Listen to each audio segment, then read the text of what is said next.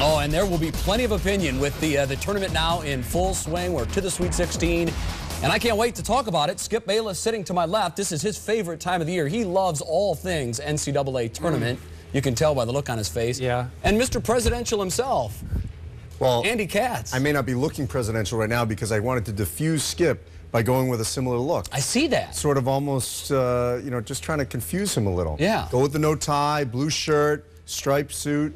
You know, I'm just trying to get in his head. We got to work on the starch in the shirt to start with. Yeah, he's a big Jay, let's be honest here. I got no chance today. I'm up against a close personal friend of the president. He is. And I did get a call from the Secret Service this morning warning me just to watch what I said today, right? All right, yeah, you're under extra scrutiny today.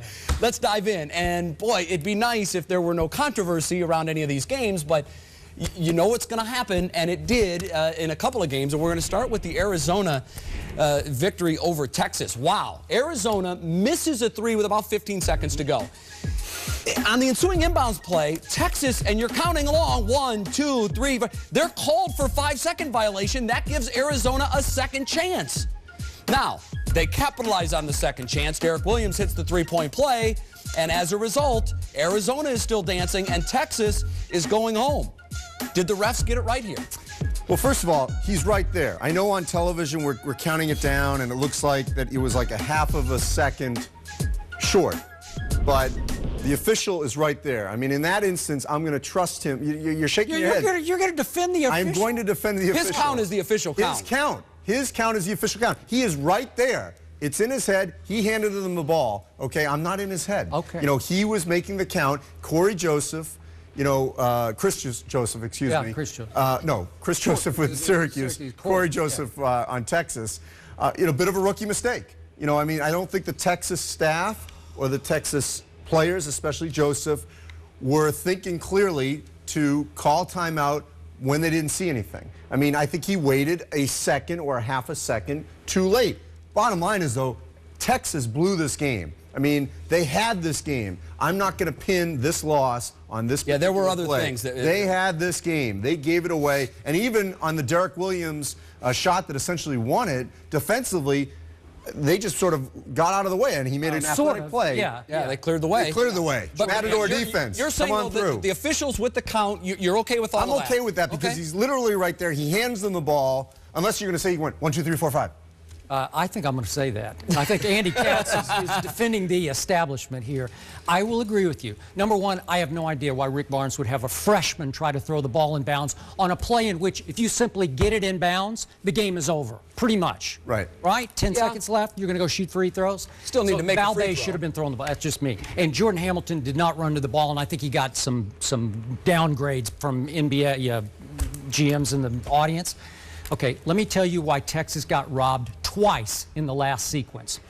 Number one, Richard Cartmel, the referee that you know well, he quick counted that, and SportsCenter had it at 4.76 seconds. It's 1, 2, 3, the fourth one, and then he had the audacity, Cartmel. Well, 4.76. I mean, when you're it's doing close. a human count, that's close enough. This is the game on the line. I know here, it is, but it's a human count, Skip. Cartmel had the audacity to issue a statement after the game saying, I had 5 seconds before the kid turned and signaled timeout. That is wrong. You're revising history there because the kid is turning in the 4-second range, somewhere in between 4 and 5. 4.5, he is turning to ask for time, and he should have been granted timeout. And I'm going to make the case that in part, and I'm going to go inside his head here, and you say, okay, this was a makeup call because let's talk about the previous shot by Derek Williams because he shoots it straight up into the upraised arms of Tristan Thompson, and I thought it was a clean block and a good no call. But Sean Miller, the Arizona coach, made a big stink during that timeout saying that was a foul to Cartmel twice. That was a foul.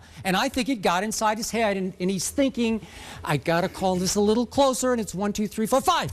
You know, it's like a quick, the 5th second was quick on that. You got to admit that.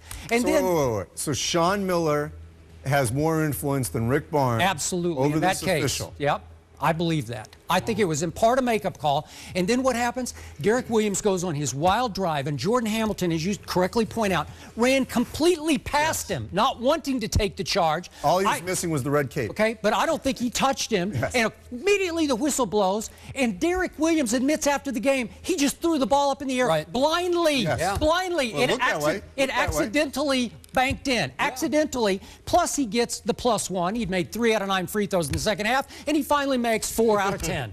And that's the ball game. Counted, yeah. Okay, I think they got robbed twice. And don't get me started on the final sequence when Jacoven Brown, who's nothing but a jump shooter, drives it all the way to the back. I have no idea. How about that play, though? What is he doing? I don't know. Why don't you just pull up and shoot? That's what he does. That's my point. Texas. Come on. Meltdown. Okay, it was a meltdown, but they had a lot of help from Richard Cartmel. Hey, look, I was high on Texas. You know that. I know, I picked so them was to beat Kansas. They beat Kansas. I thought they'd be a national champion. They melted down in this last minute. All right, let's go to number 2. And again, it's another clock issue late in the game. North Carolina